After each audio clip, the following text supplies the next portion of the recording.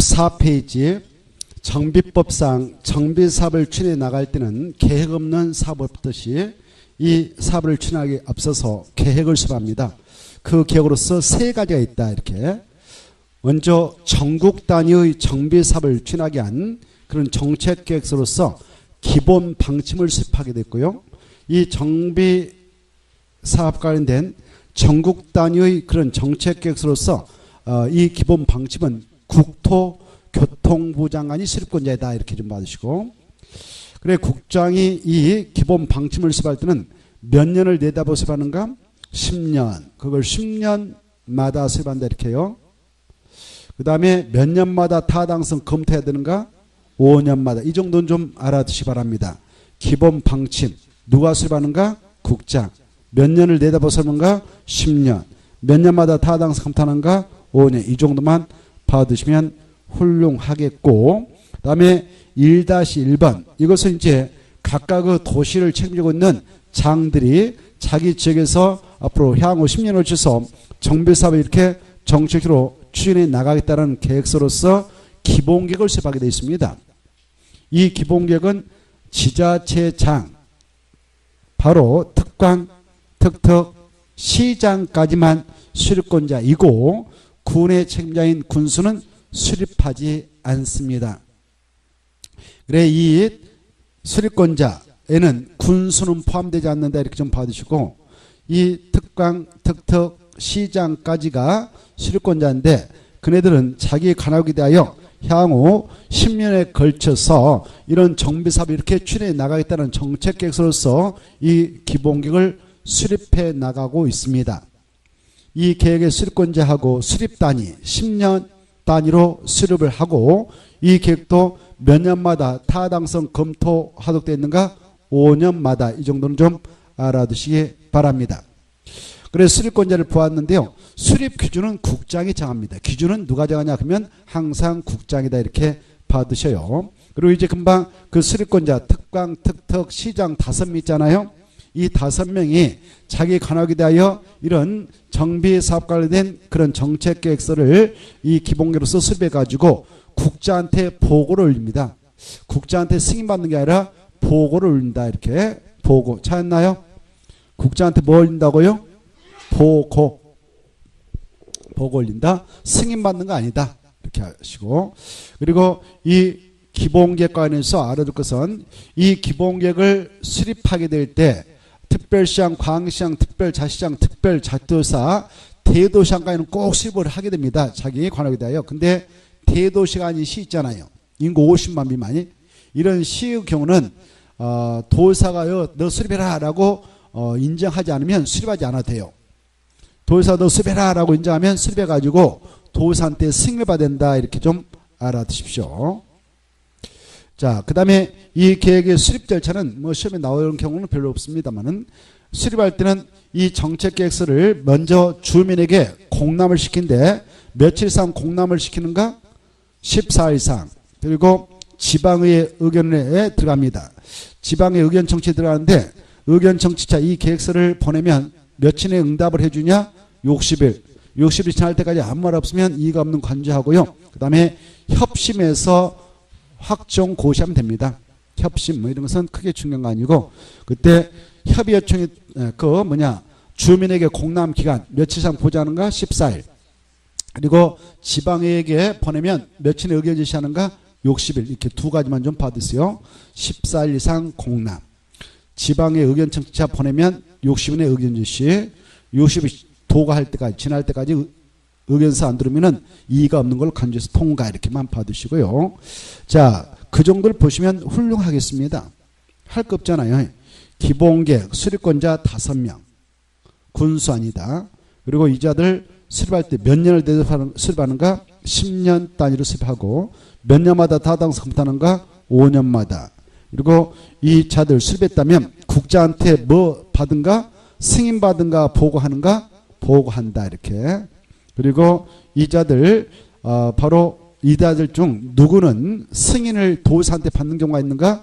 대도시가 아닌 시의 경우 도사도 수립해라라고 찍어주면 수립해서 바로 도사한테 승인을 받게 됐다. 이렇게 받으시고, 그리고 이 기본계획 수립 기준은 누가 정하는가? 국장이 제한다. 이 정도만 좀 봐두시면 문제라면 다 커버가 됩니다. 자, 그 다음에 이제 밑으로 내려가셔가지고 2번 정비계획 수립과 정비구역 지정. 이게 올해는 출제가 유력시 된다고 했죠. 아까 했죠? 아까 했죠. 그 박스를 잘 정리해 주시고 박스를 잘 받으세요. 정비계획 수립과 정비구역 지정. 이 정비구역을 지정할 때는요. 정비구역을 지정할 때는 무슨 격으로 지정하냐면은 정비계획을 수립해서 지정하는 거예요. 무슨 격을 한다고요?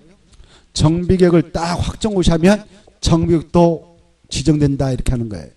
알겠죠? 무슨 격으로 지정한다? 정비구역으로. 그런데 정비계획 수립권자하고 정비구역의 지정권자가 같은 경우도 있지만 다른 경우도 있어요. 알겠죠? 자, 지금 우리는 무슨 법을 공부하고 있는가? 도시 및 주거환경정비법.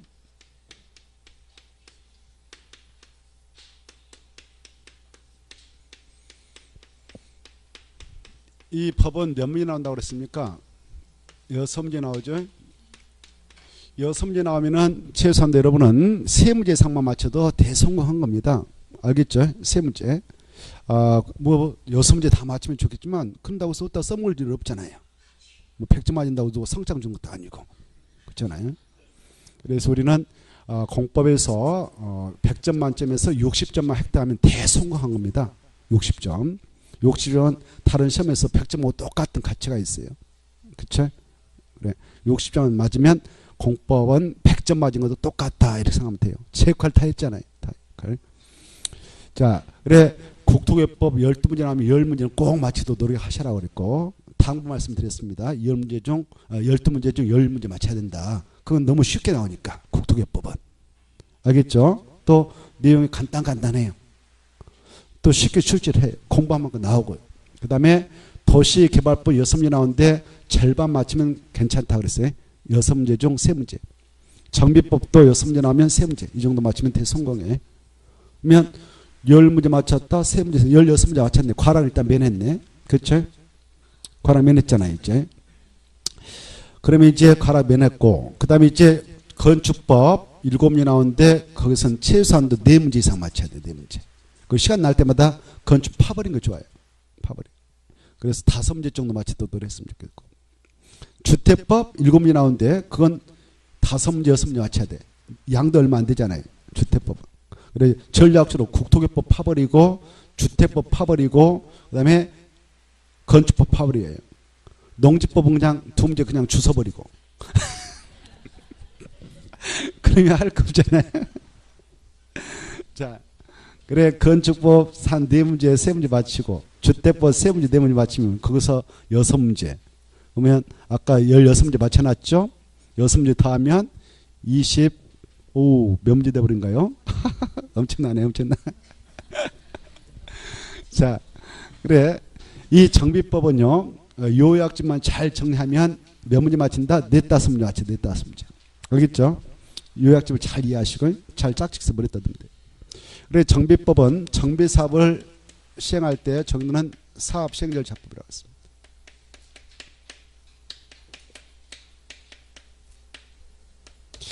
그래 정비사업은 아까 6가지 있다고 그랬죠. 주거환경 개선사업,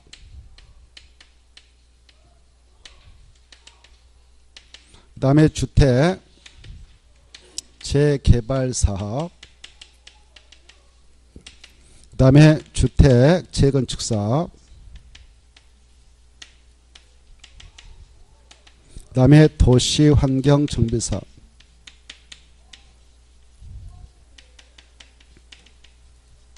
그 다음에 주거환경관리사업이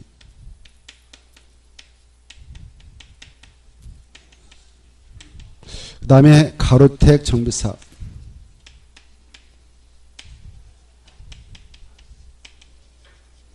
이런 사업을 정비사업을 하고 이런 사업을 추진할 때는 계획 없이 하는 게 아니라 계획을 먼저 수립한다.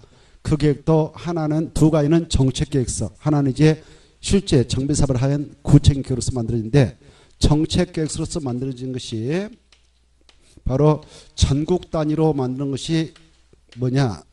도시 및 주거 환경 정비 기본 계획이 아니라 정비 기본 방침이라는 게 있어요.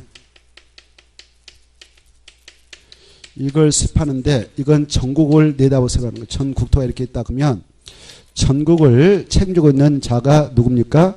국장입니다. 국장. 그래서 이 계획을 수립한다 그럴 때 수립은 누가 하냐면은 국장이 수립하는 국장. 국장이 국가 차원에서 전국에 있는 노블랑출 밀집적을 다 정책적으로 알고 있습니다. 그래? 그런 척을 파악해가지고 앞으로 10년을 쳐서 국가적 차원에서 이렇게 정비사업을 추진해 나가도록 유도하겠다라는 정책 계획서 수립하는 것이 도시 및 주강 정비 기본 방침입니다. 그래 이 계획을 수립하게 될 때 수립은 몇 년을 내다보고 수립하느냐? 수립 단위는 10년마다 수립한다고 그랬어요. 10년마다 수립한다 이렇게. 그리고 이 정책에 대하여 몇 년마다 타당성 검토해서 나가느냐? 타당성 검토 주기는 검토는 5년마다 이루어진다 그랬죠. 5년마다 한다. 그래 이제 이 정책을 또 반영해서 바로 각각 지자체장들이 자기 지역의 노블랑출이 밀집해 있는지를 파악해가지고 또 정책 계획서를 수립합니다. 그것은 이제 각각 지자체별로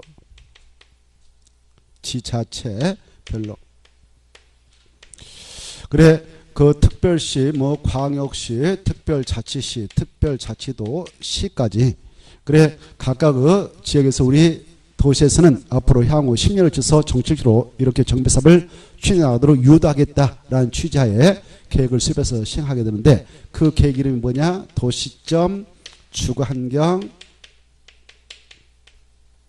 정비 기본 계획 이걸 수립하게 된다고 그랬죠. 이렇게. 그래 자, 이 계획을 수립하게 될 때 수립자 조명했습니다. 수립자는 서울특별시 가서 누가 수립한다? 서울특별시장이 수립하는 거예요. 그리고 6대 광역시에서는 누가 수립하는가? 각각 광역시장. 세종시에서는 세종특별자치시장. 세종시가 아니라 이제 제주에서는 특별자치도의사. 그 다음에 8도 내에 있는 시에서는 시장이 수립합니다. 근데 군에서는 수립할 필요 있다 없다? 없어요. 그래서 군 쪽에서는 노블랑출 밀집해 있는 쪽이 그다지 많지 않기 때문에 정비사업을 시행할 필요가 있다. 그러면 그때 정비를 수립해서 그냥 사업하면 되는 것이지 거창하게 우리 군에서 앞으로 10년을 거쳐서 무슨 지역에서 주거환경 개선 사업을 정책으로 추진해 나가도록 유도하고 무슨 지역에서는 재개발 사업을 추진해 나가도록 유도하고 이렇게 뭐 정책을 굳이 거창에 수립하지 않아도 된다라고 법에서 인정을 해주고 있어요. 그래서 군체에서는 수립하지 않는다 이렇게 하셔요. 이네들이 수립하는데 특히 이 큰 도시를 책임지고 있는 이 4명 특별시장, 광시장, 특별자치시장, 특별자치도의사까지는 필수로 꼭 수립해서 나가야 돼요. 그리고 이 시 중에서도 대도시장까지 인구 50만 이상을 관할하고 있는 그런 큰 도시죠. 2층까지는 반드시 수립해야 돼요. 근데 50만이 못된 그 50만의 시장은 수립은 없어요. 근데 도의사가야 너네 동네도 지금 노블랑시 많으니까 정치로 이렇게 정비사업을 추진해 나갈 수 있는 그런 계획서를 만들어라 라고 찍어주면 그때는 수립해야 돼요. 수립해가지고 도의사한테 승인을 받아야 그 계획이 확정된다 이렇게. 그리고 대도시장 여기 봐봐요. 대도시장은 자기 지역에서 기본계획을 정비 기본계획을 수립했다면 도의사한테 승인을 받을까 안 받을까?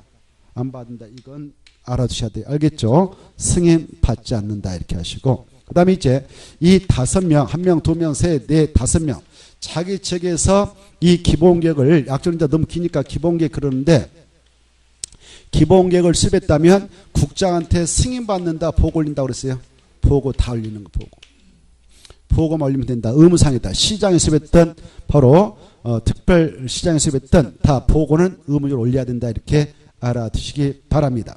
그리고 이네들이 자기 지역에 대하여 이 기본계획을 수립할 때 바로 역시 얘네들은 몇 년을 내다보고 이 정책계획을 수립하는가? 바로 10년을 내다보고 수립하는 거예요. 그래서 수립단위라고 하는데 수립단위는 10년 단위로 수립하게 되어 있어요. 여기는 10년마다 수립한다 이 말 나오죠? 여기는 10년 단위로 수립한다. 같은 말이에요. 같은 말. 10년 내다 수립한다 그 말이에요.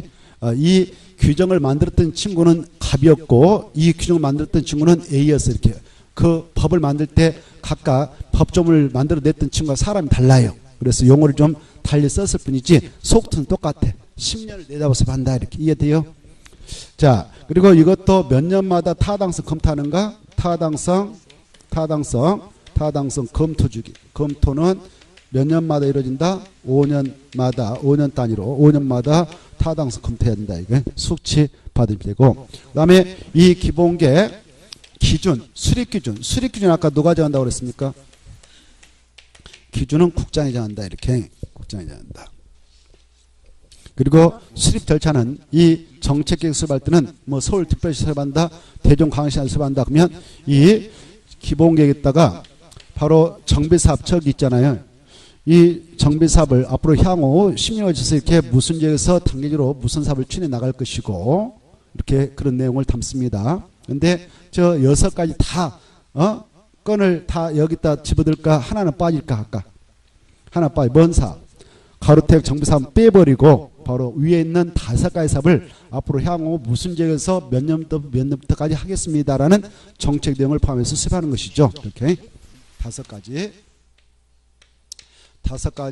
사업 관련된 정책 내용을 포함해서 수립합니다. 그때 수립할 때 절차가 있었죠. 아까 그 계획안에 대해서 주민에게 먼저 공람시켜. 공람은 며칠상 보좌하냐? 14일상. 그리고 공람기간 끝나고 주민 의견 듣고 나서 끝나면은 지방에 있다 보내요. 그래 보내면 지방에서 60일의 의견 제시하고 그 다음에 60일 지나버리면 끝나는 것이고 그 다음에 협의하고 관계 행정기관장과 협의해가지고 그 다음에 지방도시의 심을 거쳐서 확정해서 고시해요. 이렇게. 그리고 나서 국장한테 보고하면 끝납니다. 이렇게. 자, 그리고 이 기본계획 관련해서 너무 기니까 기본계획 그러겠는데 이 기본계획 관련해서 기본계획 다 포함시킬 내용이 있어요. 어떠한 정책 내용을 포함하느냐? 정비의 사업 관련된 기본적인 정책 내용 이렇게 하겠다라는, 그리고 각각의 사업별 계획기간, 그리고 그 사업을 하게 한 장소를 대략 밝혀주는 거예요. 대략. 그래 그 장소를 정비구역이라고 하는데 정비구역으로 지정할 정비구역으로 지정할 예정인 구역의 계략적인 범위를 밝혀줘요. 그래 정비구역으로 지정할 예정인 구역의 계략적인 범위를 꼭 포함해서 이 계획을 수립하게 돼 있어요. 이걸 너무 기니까 정비 예정 구역의 계략적인 범위를 밝혀준다 그래. 그리고 정비 구역으로 정할 예정인 구역에 대한 정비 사업을 시행할 때 정비 계획을 수립하는데 정비계획 수립식이 정비 예정 구역별 정비계획은 언제 만들어라 라고 정비계획 수립식에도 이 기본계획 밝혀서 나가게 돼 있습니다. 그래? 이런 내용을 포함해서 이제 공람도 시키고 주민에게 이때 눈치 빠른 주민들은 이 기본계획 공람하게 될 때 와서 보시고 우리 동네에서 앞으로 재개발을 언제부터 언제까지 추진할 예정이 있다고? 그러면 여기 땅을 가지고 있는 친구들 미리 지분 쪽에 해놓으면 이득이 많아요. 원래 이 지역에 땅을 한 필지 가지고 있다 그러면 여기서 재개발 사업을 추진하게 된다면 바로 땅 하나 가지고 있다면 분양은 하나밖에 못 받아가요. 알겠나요? 근데 이걸 한 필지를 4필지 쪼개가지고 하나는 자기가 가지고 있고 자기가 하나는 동생 명의로 하나는 친구 명의로 투자해가지고 또 뭐 누나 명의로 해가지고 4필지 쪼개놨다 그러면 4개를 분양할 수 있거든요. 다음에. 그리고 여기 또 이렇게 땅을 가지고 있었는데 여기 허름한 집 부셔버리고 여기다 다세도를 진단 말이에요. 구분소유가 인정될 수 있는 걸 쳐가지고 건축해서 구분소유 여러 개로 늘려버릴 수가 있어요. 이렇게 하면 분양받을 권리수를 증가시킨다. 이걸 현장에서는 지분 쪼개기다 그래. 이런 걸 해려면 다음에 주택경가 좋을 때는 여러 개를 분양받아 놓으면 돈 버는 거죠. 여기서 재개발 사업이 끝나가지고 하나 아파트를 3억에 분양받아 놨다. 그랬더니 아파트 가격이 폭등해서 5억이 돼버렸다. 그러면 한 채당 2억 튀었죠. 5개를 분양받으면 순식간에 10억 주워버리죠. 이런 걸 바로 투기라고 그래. 투기. 뭐라 한다고요? 투기. 이런 투기적 수요 비경제적 건축 행위를 제한할 필요가 있다. 그러면 이 정비 예정 구역에 대하여 바로 여기는 이런 거 못해 라고 제한할 수 있는 규정을 두고 있어요. 알겠죠? 이런 거 못해. 이런 거 하려면 허가 받아가 이렇게 하고 있어요.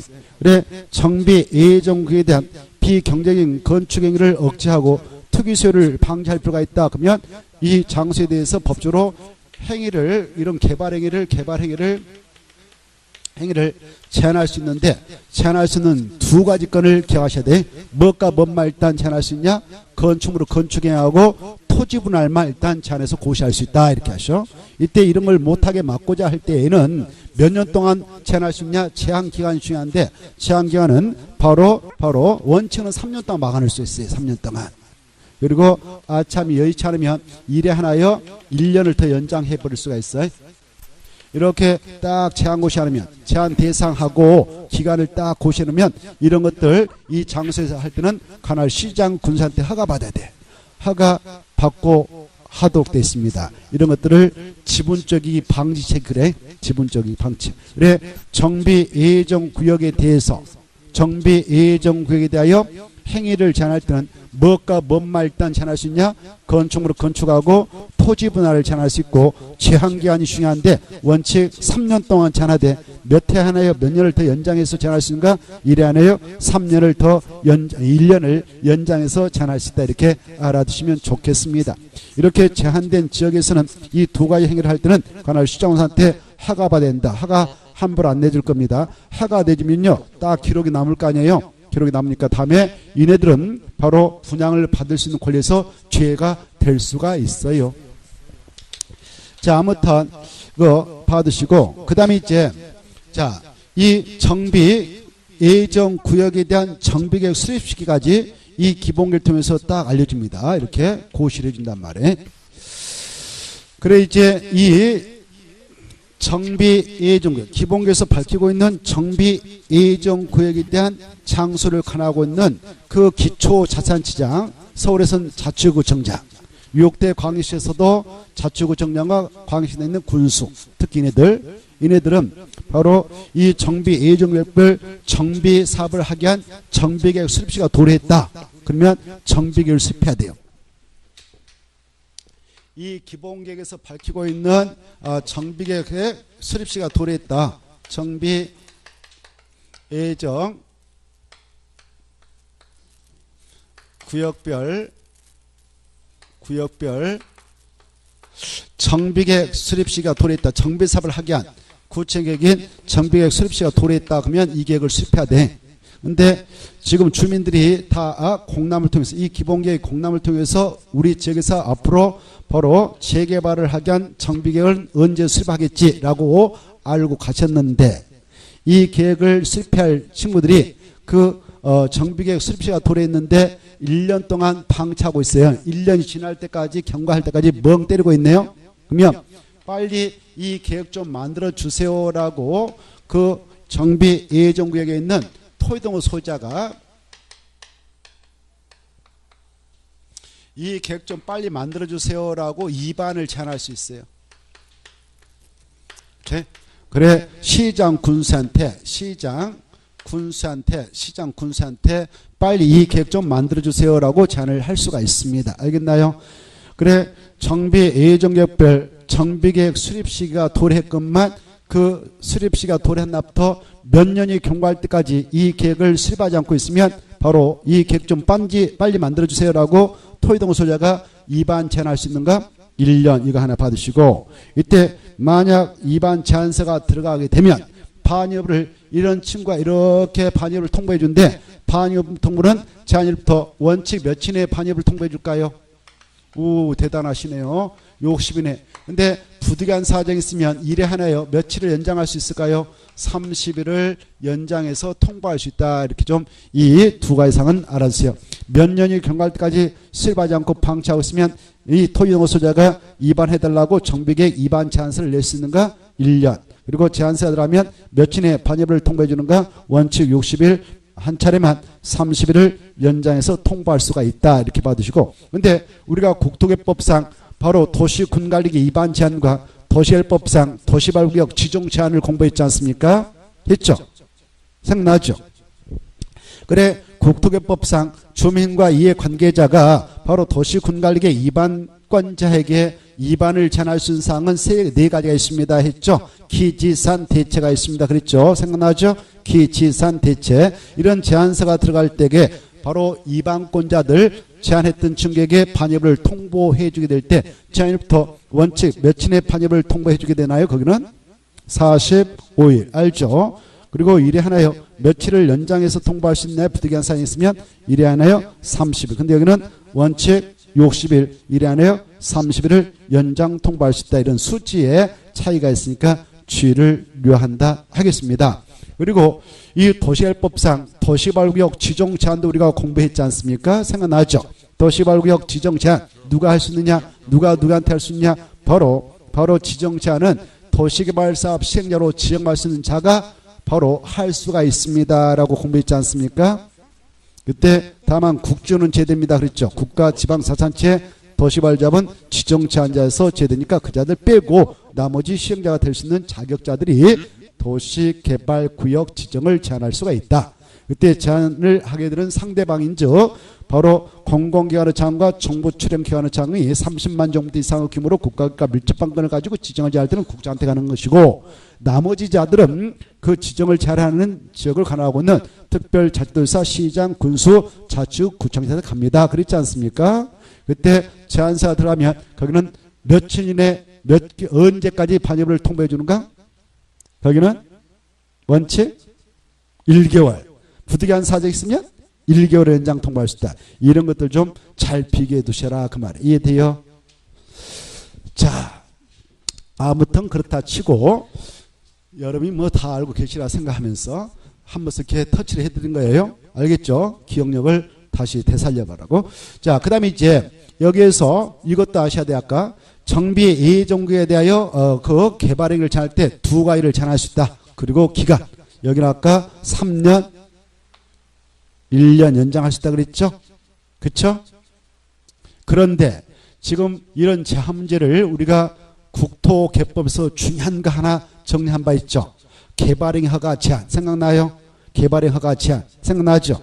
공부하셨잖아요. 우리가 제한 사유는 5가지가 있습니다. 그래서 녹지역이라든가 계획과지로서 바로 수목이 집단지로 잘 자라고 있는 지역이라든가 조수리가 집단지로 서식하고 있는 지역이 있다든가 우량농지가 있어서 보존할 필요가 있는 지역은 개발행 허가를 제한할 수 있습니다. 그때 제한기간은 1회 하나요. 최장 3년간만 제한할 수 있고 제한기간은 더 이상 연장할 수 없습니다라고 했고 그 다음에 개발 행위로 인하여 주변에 경관 미관, 환경, 문화재의 손상과 오염으로 이어가 있는 지역도 개발행 허가를 제한할 수 있는 바 그때도 제한기간은 최장 3년이요. 더 이상 연장 못합니다. 그랬죠. 그리고 이 세 가지 지역은 바로 개발행 허가를 더 제한할 때 연장해서 제한할 수 있어서 최장 5년간 개발행 허가 못 받게 막을 수가 있습니다. 그 장소는 약조로 뭡니까?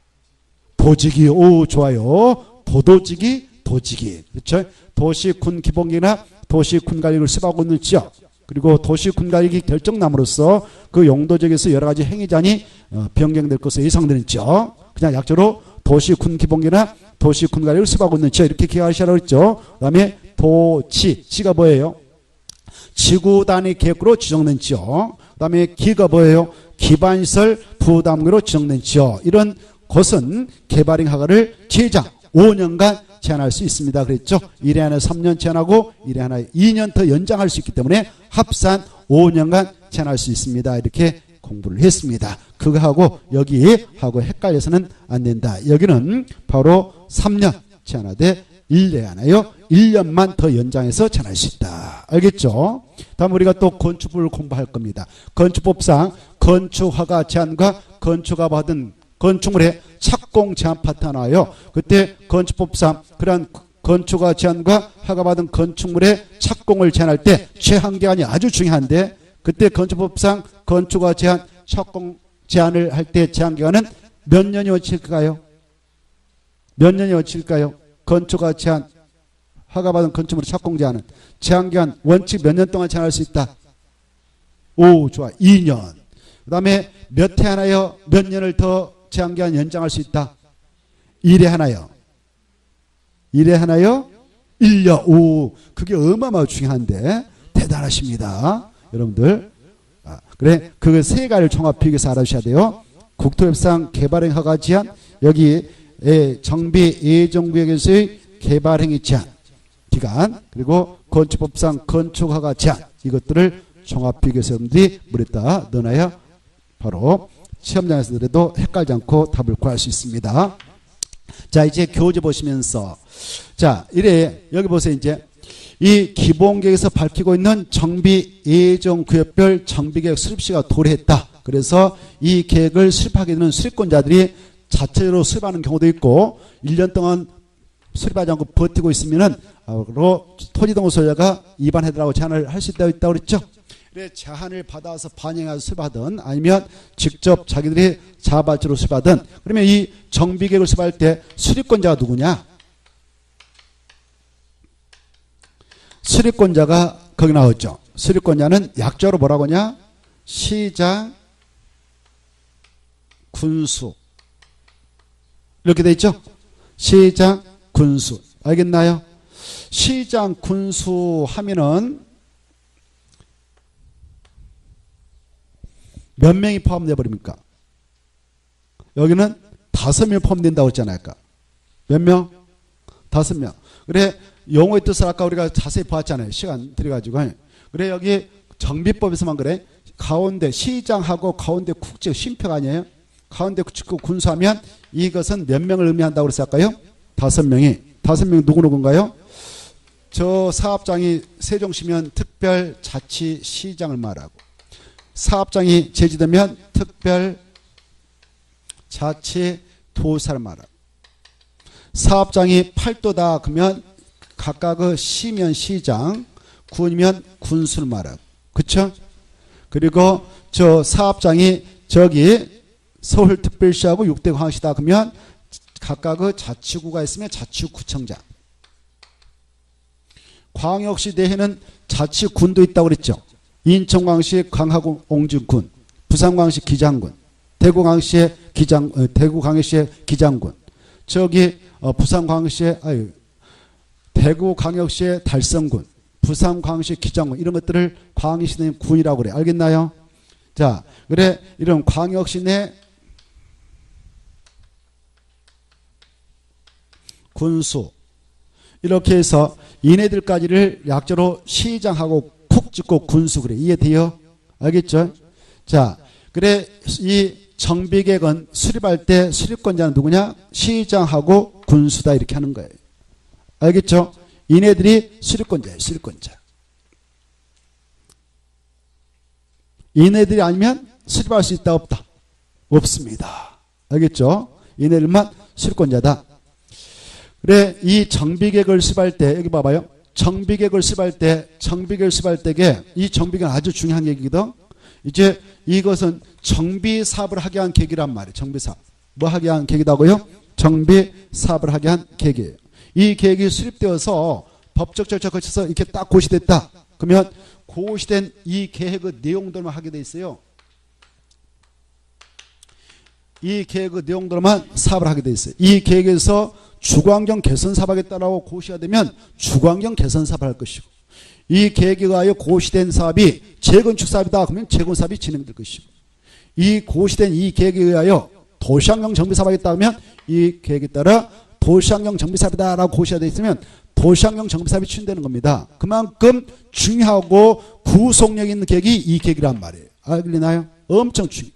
아까 저 앞에 있는 것은 기본이 나와 있잖아요. 기본이. 기본 방침, 기본계. 이번은 기본은 정책계획서란 말이에요. 알겠죠? 정책계획서는 바로 어느 장소에 확정된 게 아니에요. 땅에다 확정된 게 아니란 말이에요. 앞으로 그렇게 하겠다, 이런 계획서죠. 그리고 이 정책계획서는 누구만 구속할까요? 정책 추진자인 행정처만 구속하고, 그 계획은 우리 일반 국민, 사인에 대하여 구속력이 있을까 없을까요?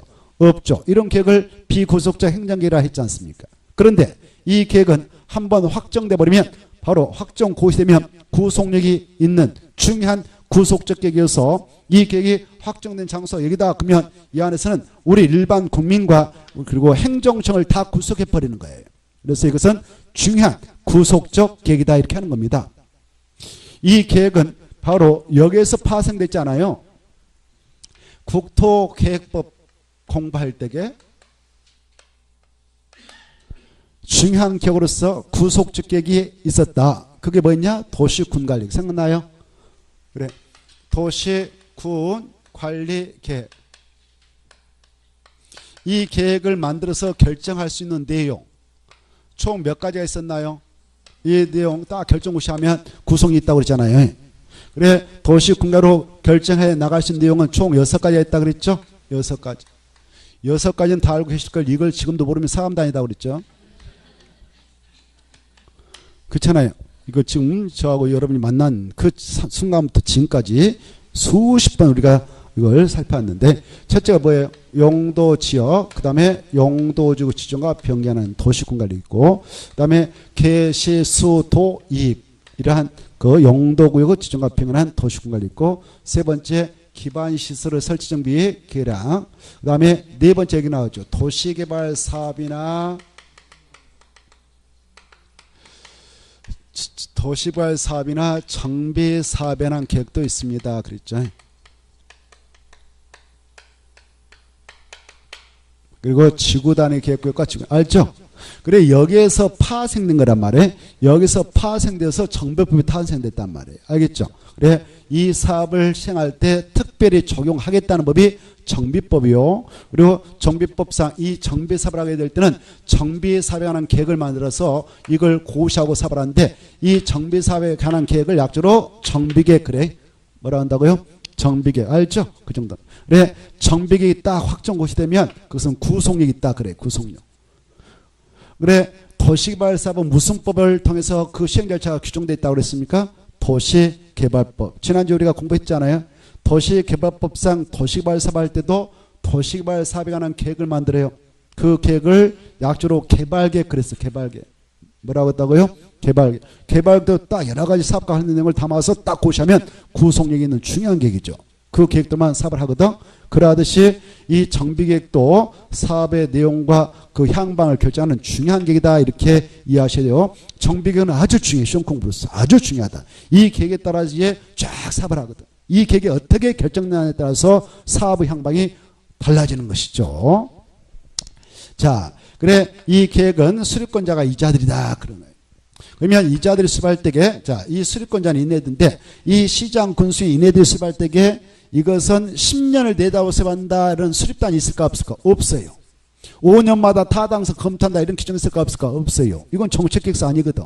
사업을 하기 위한 구청이니까 뭐 10년을 내다보고 수립한 것도 아니고, 그리고 타당성 검토하지 않아요.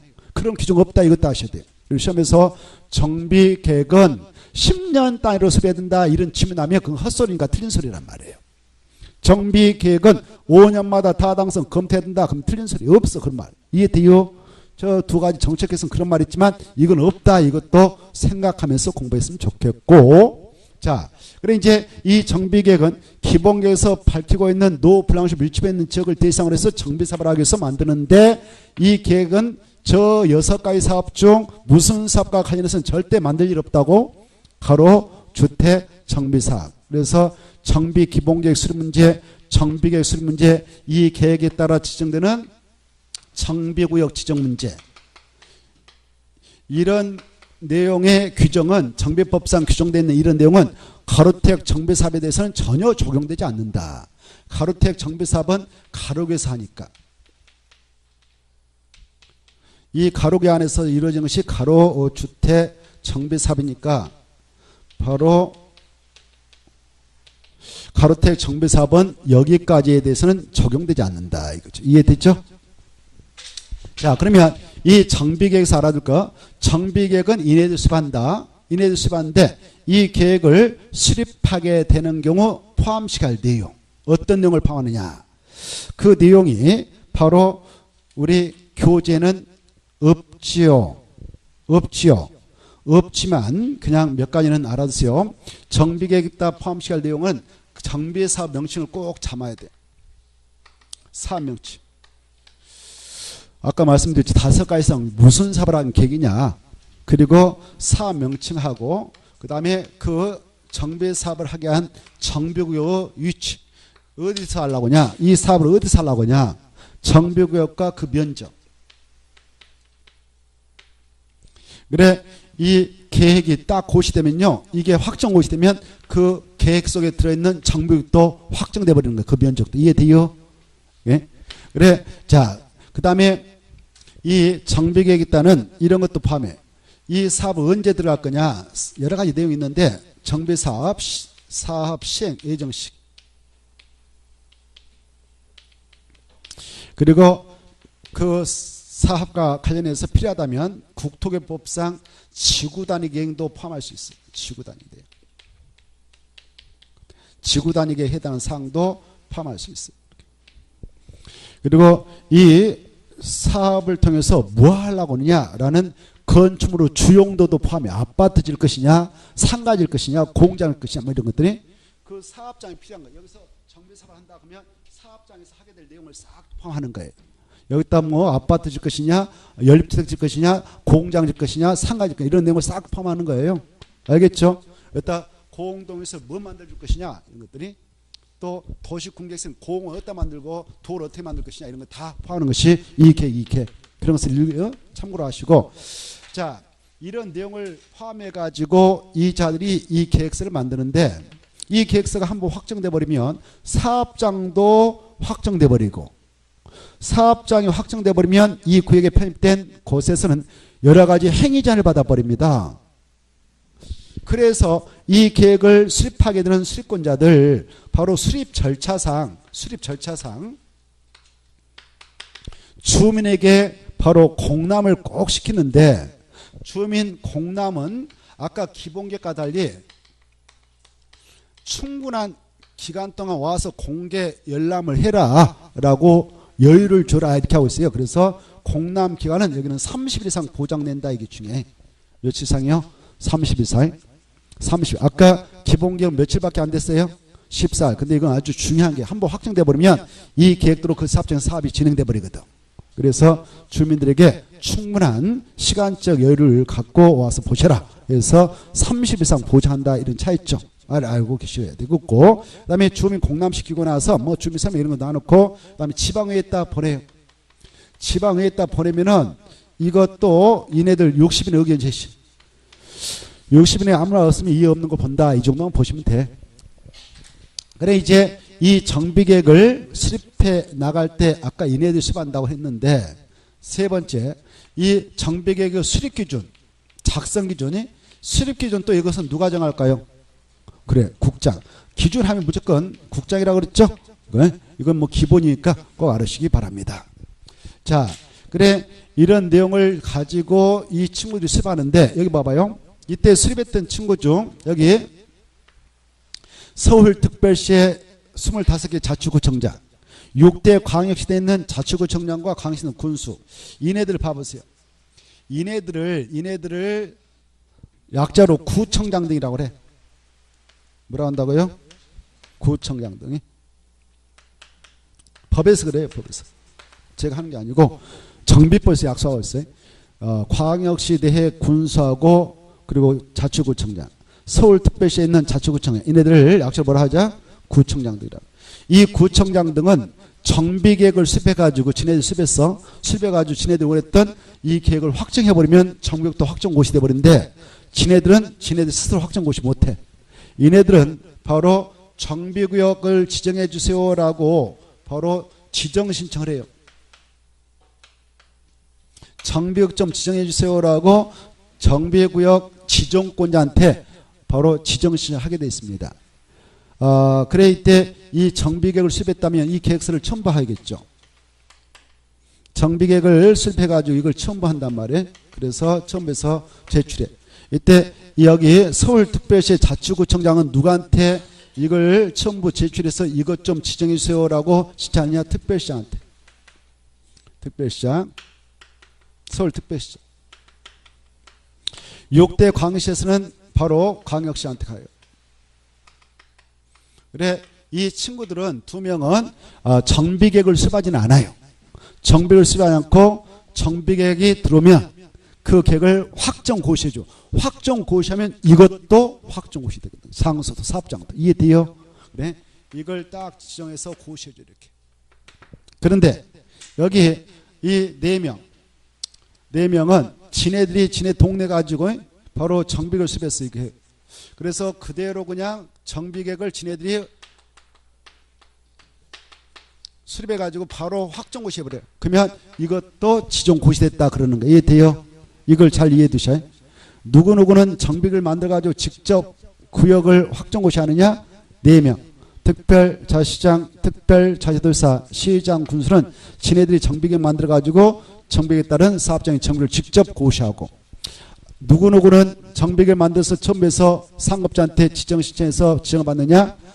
자치구역구청장과 광시 군수, 약속을 한다. 구청장 등. 이네들은 특별시장, 광시한테 계획서 들고 와서 첨부해가지고 지정 시하면 이 자들이 바로 원하는 대로 지정을 해줄 수도 있고 안 할 수도 있겠습니다만은 일단 얘들이 해준다. 근데 이런 절차 거쳐서 이렇게 올라가지고 이런 애들한테 지정받으려면 시간이 좀 걸리지 않겠습니까? 그래서 이 지역에 천재진 발생이 버렸다. 지진이 발생했다든가 뭐 해외답서 쓸어버렸다. 긴급성을 가지고 긴급하게 정비사업을 추진할 필요가 있다. 그럴 때는 이렇게 지정 신청할 필요 있다. 바로 지네들이 계획서 만들어서 바로 지정해서 사업할 수 있다. 바로 지정해서 사업을 할 수 있다라고 이해하시면 돼요. 이해되죠? 이 관계를 잘 이해하셔요. 그래서 자, 이 정비구역 지정권자를 보니까 정비구역 지정권자 보니까 지정권자 정비구역을 지정할 수 있는 법적 권한권자 아까 했죠? 바로 특별시장, 광역시장 그리고 4명 특별자치장, 특별자도사, 시장, 군수 천재지변이 발생해서 긴급하게 정비사업을 추진할 필요가 있으면 구청장 등도 직접 지정 권한을 행사하도록 법에서 인정해주고 있다. 그러나 팔도 도지사님하고 국토교통부 장관은 지정 권한이 있다 없다? 없다. 여기까지 쫙 깨뜨려 계시면 훌륭하겠다 그 말이에요. 이해돼요? 알겠죠?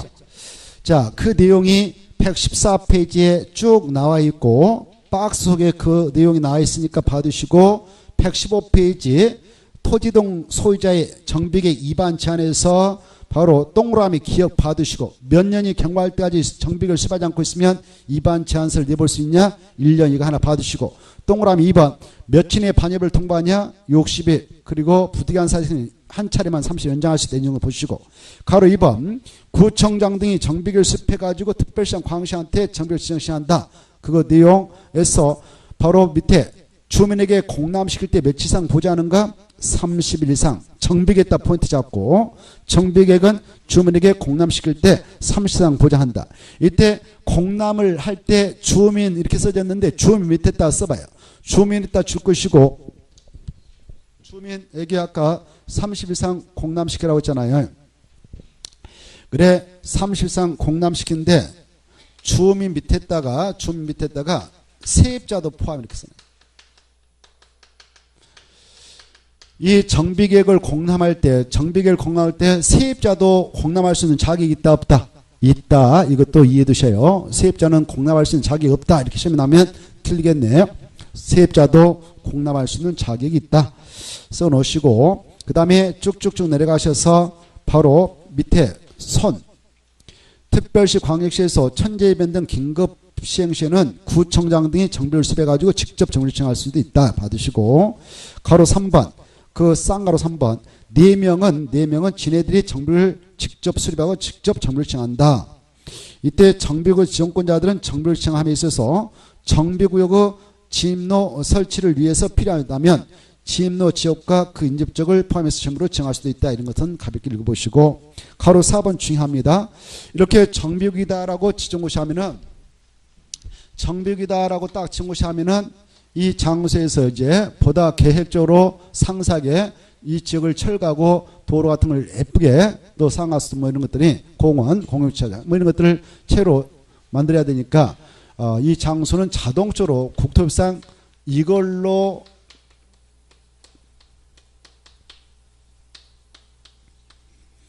결정되어 고성칸이 돼요. 지구 단위 계획국이 되어버린단 말이에요. 정비구역이다라고 딱 정하면 이 장소는 자동적으로 뭐가 된다? 지구 단위 계획구역이 되어버린다. 이렇게 하셔요. 지구 단위 계획구역. 지구 단위 계획구역. 지구 단위 계획구역이면 이걸 만들어서 그 장소 만들거든. 지구 단위 계획. 근데 아까 이 정비계 만들 때게 바로 지구 단위계 국토개법상 지구 단위계의 내용을 포함해서 수립해 가지고 딱 확정고시했다. 그것만 아까 정비계획 내용 중 국토협상 지구 단위계라는 사항이 포함돼서 확정고시했다면 그 건은 국토개법상 지구 단위 계획 결정 고시에 있는 걸로 간주된다. 그것만 정비계획 내용 전체가 아니라 정비계획 내용에 포함되어 있는 그 지구 단위 계획 사항이 있다면 그것도 국토협상 지구 단위 계획 결정 고시에 있는 걸로 간주되고, 정비구역 그 장소는 국토협상 무슨 구역으로 간주해야 되냐? 지구 단위 계획으로 결정되어 고성에서 본다. 이렇게 알아두시기 바랍니다. 그래, 이 것이 지구 단위 계획구역이면 때로는 개발행 허가를 제한해 버릴 수가 있어요. 몇 년 동안 허가 못 받아 막아버릴 수 있냐? 5년 동안 아까 했잖아요. 그래, 지구 단위 계획구역은 그만큼 또 강력한 장소가 될 수 있습니다. 개발행 허가를 제한해 볼 수 있단 말이에요. 자, 그런 개발행 허가를 제한하고 있지 않더라도 이 정비를 딱 정고시하면은 이런 장소가 됨과 동시에 여기서는 행위자는 있게 돼버려요. 이 제한된 행위를 하려면 허가 받아야 된다 그 말이에요. 그래, 허가상이 7가지 있죠. 7가지. 그러나 허가 없이도 허용되는 사항이 바로 6가지가 있습니다. 이런 내용은 바로 우리가 도시개발법상 도시개발사업에서 지정한 도시개발구역을 우리가 공부한 바 있는데, 도시개발구역에서도 행위자한이 가해집니다라고 공부했잖아요. 이 도시개발구역 안에서 행위자과 정비 안에서 행위자는 대동소이하는 바 딱 2가지만 차이가 있다. 그걸 우리가 공부했지 않습니까? 그렇죠? 그래, 여기나 허가상이 거의 같은데 딱 하나. 도시개발구역에서는 건축물과 가선축물로 건축과 대수선과 용도 변경까지를 허가 대상으로 설정하고 있었는데, 이 정비구역은 건축하고 바로 용도 변경을 허가 대상으로 삼고 있지만 대수는 허가 대상이 아닙니다. 왜? 여기는 노브라운층이 밀집해 있는 장소니까 노브라운층을 가지고 있는 친구들이 좀 고치는 것은 귀재하지 않겠다 이렇게 하고 있죠. 곧 조만간 부셔야 되니까. 그래서 대수는 허가 대상이 아니다. 건축과 용도 변경만 허가 대상인데, 도시개발구역은 건축, 대수선, 용도 변경 모두 다 허가 대상으로 하고 있다. 이 도시개발구역 사업장이 수용상 방식을 정해서 나가는 장소일 때는 바로 이 3가지 조치에 의해서 보상을 몽땅 탐구할 수 있는 그런 수작으로 봐서 규제차 허가 대상으로 설정하고 있습니다. 여기는. 그런데 여기는 무엇은 허가 대상에 빼버리냐? 대선. 이 차이만 있어요. 그리고 나머지는 똑같아. 허가 대상이. 그래, 그에 뭐 공작물 설치, 토지 환경 변경, 토서 채취, 토지 분할, 물건 사도 등이 그 다음 중목업, 벌재, 식재. 알겠죠? 이런, 그리고 여러분은 그 내용을 허가 대상을 공부하실 때 세세하게 좀 봐두셔야 돼요. 단순하게 그렇게 읽지 마시고 세세하게 일부러 자세히 써놨거든. 그래, 뭐 공유수밀 매립한다. 그것도 허가 받아야 되고, 토지를 굴치한다. 그때도 허가 받아야 되고, 송토, 절도, 정지, 포장을 통해서 토지 형상을 변경한다. 다 그게 토지 형상 변경이거든. 그때 허가 받아야 된단 말이에요. 그리고 물건을 쌓을 때는 옮기기 쉽지 않는, 이동하기 쉽지 않는 물건을 일교상 쌓을 때 허가 받는다. 이런 것들 좀 자세히 봐두시라 그 말이에요. 가설건축물을 건축할 때 허가 받는단 말이에요. 그때도 허가 받는다. 이렇게 좀 자세히 읽어보셔야 되겠다 이겁니다. 그 다음에 이제 허가 대상을 여기 봐봐요. 여기에서나 도시개발법에 따라 정비법에 따라 허가 대상 허가를 받았습니다. 여기는 시장우산태 허가 받고 여기는 시장우산태 허가 받는데, 허가를 여기서 받았다면 국토개법상 56조에 따른 개발의 허가 또 받아야 된다. 받은 걸로 간주한다. 받은 걸로 간주를 한다. 똑같단 말이에요. 그리고 여기서 허가 대상인데 허가 안 받고 있다. 그러면 위법자로서 바로 1차로 원상회복 명을 내리고 명할 수 있고, 명을 이행하자면 바로 행정대집행에 하여 원상회복 조치할 수 있다. 똑같아요. 다만 위반의 경우 여기에서 허가 대상 허가 안 받고 해버렸다가 위법자, 여기서도 허가 대상 허가 안 받고 하면 위법자인데, 다만 형벌의 차이는 있다. 여기는 도시개발구역은 3년 이하 징역 또는 3천만 원 범인데, 여기는 2년 이하 징역 또는 2천만 원 범이다. 여기는 좀 약하게 처벌, 여기는 세게 처벌한다. 여기는 왜 그럴까? 여기는 1차적으로 망가질 대로 망가진 적이단 말이에요. 여기는 노 블랑치만 있잖아요. 그렇죠? 노 블랑치 밀집해 있는 지역이니까 약간 위법한 행위를 했다 하더라도 세게 처벌하지 않고 2년 2천. 여기는 세게 처벌하죠? 3년 3천. 알겠죠? 자, 그리고 여기 봐봐요. 여기나 기득권 보호는 똑같아. 이 구역을 지정고시할 당시에 이미 이 장소에서 적법 절차인 허가 등을 받아서 공사의 사업에 착수한 자는 기득권을 보받아서 이 구역 지정고시와 무관하게 뭐만 하고 계속할 수 있냐? 신고 조치만 하고 계속할 수 있다. 며칠 내냐? 30일 내에 똑같단 말이에요. 알겠죠? 이런 것들을 잘 정리하면 되겠습니다. 자, 허용사항도 똑같아. 여기서 허용사항 6가지 똑같다. 허가 없이 허용되는 거 머릿속에 딱 입력이 돼 있어야 돼. 달달달 해버려야 돼. 재해복구, 재난, 수습을 응급조치. 그 다음에 농림수산물 생산에 직접 이용하는 간이 공작물 설치. 직접 이용하는. 그 다음에 경작을 위한 토지 형리 변경. 그리고 개발에 지장을 주지 않고 자연환경을 훼손하지 범위에서 도서 제치. 그 다음에 이 구역의 전체적으로 결정된 대지안에서 물건을 쌓아둔 행위. 그 다음에 관상용 중목의 임시기는 허가 없이 허용됩니다. 다만 경작지에서 임시식지할 때는 허가 받아야 됩니다. 이게 중요해. 경작지에서 임식지는 허가 받아야 된다. 똑같다 그 말이에요. 이해돼요? 이제 금방 했던 파트에서 꼭 한 문제 나오니까 잘 정리해 두시기 바랍니다. 자, 그 내용들이 바로 116페이지 넘어가서 117페이지 있었죠? 117페이지에 그 밑에 박스하고 밑에 손하고 가로 1번, 2번 넘어가서 3번까지가 한 문금이에요. 가로 3번, 쌍가로 3번까지. 여기까지 여러분은 정비관에서 행위자는 내용으로서 종합 정리해 두셔야 돼요. 그리고 여기서 우리가 바로 아까 허가 대상 허가 받기 위해서 시장사한테 허가 시장에 들어가면 시장사 지 마음대로 허가를 결정한 게 아니고 시행자한테 의견을 꼭 듣도록 돼 있다. 이런 것들 뭐 기본적으로 읽어두시 다 써놨어요. 알겠죠? 그리고 시행자 내지 마세요. 그러면 안 내도 할 말 없는 거예요. 법적으로. 그 내용이 박스 밑에 손해 그 내용이 있지 않습니까? 손해 내용이 있습니다. 그리고 여기서 여러분이 오늘 허가 대상 허가 받아왔어. 허가 받을 때에 토석을 채취하겠다고 허가 받았는데 허가받은 내용과 달리 건축물을 건축하고 싶어. 그때는 그냥 조용히 건축물 건축할 수 있을까? 다시 변경허가 받아야 될까? 변경허가 받는다. 허가받은 상을 변경할 때는 변경허가 또 받아야 된다. 그랬죠? 허가 안 받고 하면 변경허가 안 받으면 그것도 똑같이 위법자예요. 위법자. 그때 허가받은 상을 변경할 때는 변경신고만 하면 된다. 이렇게 시험에 나왔어. 그럼 틀려요? 허가받은 상을 변경할 때는 또 변경허가 받아야 된다. 이렇게 받으시면 밑에 손 써놨잖아요. 있죠? 자, 여러분은 이 요약집을 가지고 반복적으로 읽기만 하면 돼. 생각하면서. 알겠죠? 그러면 좋은 점수로 합격들 해 나갈 수가 있단 말이에요. 자, 그 다음에 왼쪽 116페이지 3번 아까 말씀드렸죠? 3번. 찾았나요? 밑에 박스에 정비 예정구역. 아직 정비로 정시로 지정되기 이전이에요. 그때 비경제적인 건축행위 특유수 위협을 방지하기 위해서 몇 가지를 제한할 수 있다고 일단 2가지. 건축물을 건축하고 토지 분할만 몇 년간만 제한할 수 있냐? 3년. 1회 안에 몇 년? 1년. 이 2가지를 꼭 아시고 그 다음에 그 위로 올라가셔서 5번 제일 위에 정비구역 지정 고시간주 찾았나요? 국토개법에 따라 지구단위 계획구역을 지정했는데 지구단위 걸 3년에 만들어서 결정고시할 때 지구단위 계획 내용에다가 정비계획에 포함할 내용을 모두 포함해서 지구단위 계획구역에 대한 지구단위 계획 결정고시가 있었다면 그 지구단위 계획구역은 정비구역으로 지정고시가 간주된다. 그거 나있죠? 있죠?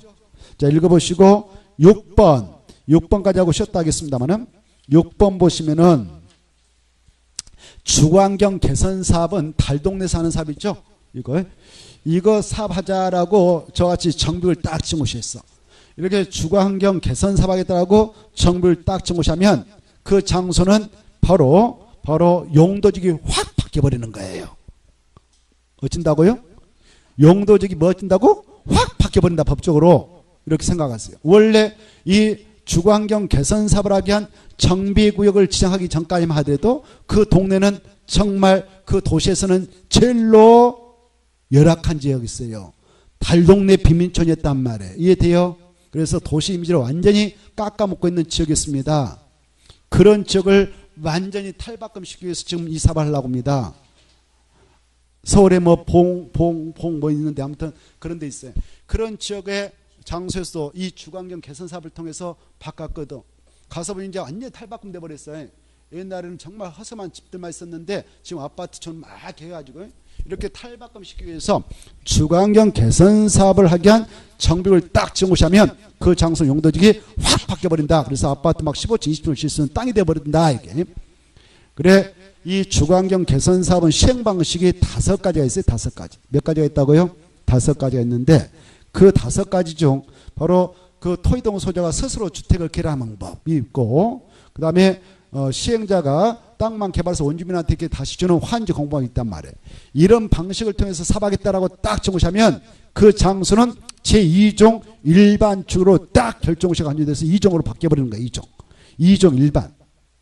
2종 일반 주거지역은요, 바로 아파트 막 15층 20층을 질 수 있는 땅이에요. 알겠죠? 2종 일반 주거지역 지정 목적 생각난가요?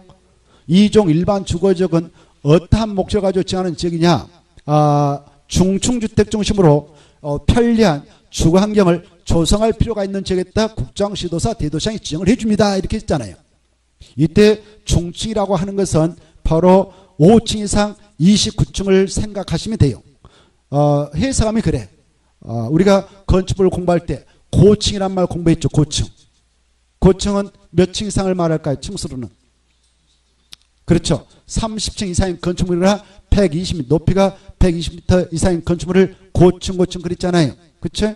그래서 고층이 아닌 것을 중층이라고. 중층. 알겠나요? 그래, 저층이 있고 중층이 있고 고층이 있어요. 주택도. 저층은 4층이라는 말이에요. 4층이야. 저층은 뭐다고요? 4층이야. 중층은 5층부터 29층까지 이렇게 생각하면 돼. 그래서 여기가 제2종 일반 주거지다 그러면 여기는 5층 아파트를 질 수 있는 거예요. 아파트가 5층 이상부터 시작하거든. 주택으로 쓰는 층수가 몇 개 층 이상의 주택을 아파트라 하냐?